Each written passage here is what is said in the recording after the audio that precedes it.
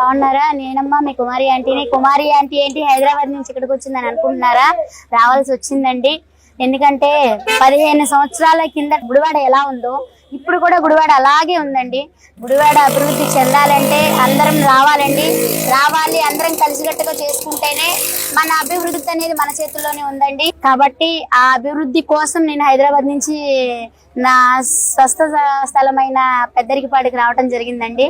So Venigandla రాము గారు ఈ Telugu Desam party మహా కూటమిని ఘన విజయం చేసి అఖండ విజయం చేకూర్చాలని మనస్ఫూర్తిగా కోరుకుంటున్నాను. అలాగే మనకి ఇప్పుడు వరకు ఉపాధి లేదు, అంటే ఉపాధి అంటే మనకి ఒక ఉద్యోగాలు లేవు, అలా లేకనే కదా మనకు ఒక పరిశ్రమలు లేకనే కదా మేము ఇక్కడ నుంచి పొట్టకూటి కోసం అక్కడ దాకా వెళ్లాల్సి వచ్చింది.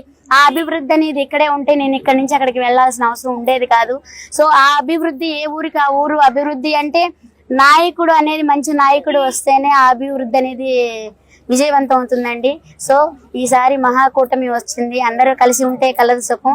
ఆ మహాకూటమిని విజయం చేకూర్చాలని మనస్ఫూర్తిగా కోరుకుంటూ చేస్తారని నా అభిమానులందరికీ కూడా నా వెనిగండ్ల రాము గారిని ఘన విజయంతో గెలిపించాలని మనస్ఫూర్తిగా కోరుకుంటున్నా. అలాగే గ్లాసు గుర్తైన బాలా శౌర్య గారిని కూడా గెలిపించాలని మనస్ఫూర్తిగా కోరుకుంటున్నానండి. ఈసారి గనక మనం ఇట్లాగే ఉంటే ఎప్పుడు ఇక గుడివాడ ఎలా ఉందో 15 సంవత్సరాల నుంచి నేను ఇక్కడ లేని 15 సంవత్సరాల నుంచి ఎలా ఉందో అప్పటి నుంచి ఇప్పటి వరకు అలాగే ఉందండి. ఈ గుడివాడను అనేది మనం అభివృద్ధి చేసుకోవాలంటే ఖచ్చితంగా గెలిపించుకోవాలండి. అలాగే ఈ సందర్భంగా నేను మన అందరినీ కూడా కోరుకుంటున్నానండి, మన నాయకులైనటువంటి వాళ్ళందరికీ కూడా ఉపాధి లేని వాళ్ళకి ఉపాధి కల్పించాలని, ఉద్యోగాలు లేని వాళ్ళకి ఉద్యోగాలు కల్పించాలని. అనారోగ్యం అనేది చాలా మంది బాధపడుతున్నారండి.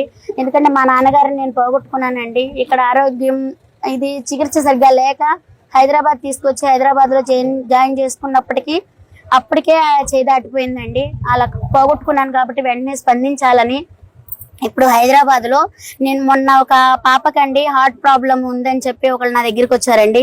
సీఎం గారండి రేవంత్ రెడ్డి గారు వెంటనే స్పందించారండి. నా ద్వారా ఒక పాపకి హెల్ప్ జరుగుతున్నందుకు నాకు చాలా సంతోషంగా ఉంది.